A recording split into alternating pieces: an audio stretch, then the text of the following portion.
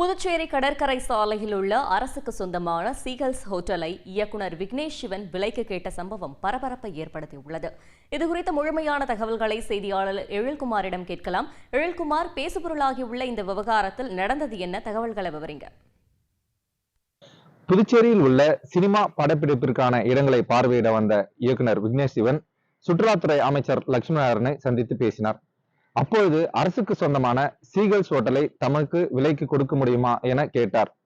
மேலும் ஒப்பந்த அடிப்படையிலாவது ஹோட்டலை தர முடியுமா என கேட்ட நிலையில் இதனை கேட்ட அமைச்சர் லட்சுமி நாராயணன் அதிர்ச்சி அடைந்தார். அதனை சுதாரித்துக் கொண்ட அவர் அரசுக்கு சொந்தமான ஹோட்டலை ஒப்பந்த அடிப்படையிலோ விற்பனையோ செய்ய முடியாது என திட்டவட்டமாக தெரிவித்தார்.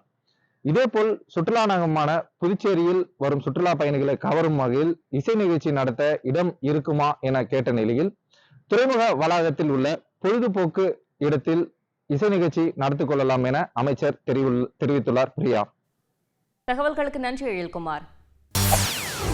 செய்திகளை உடனுக்குடன் தெரிந்து கொள்ள உடனே சப்ஸ்கிரைப் பண்ணுங்க.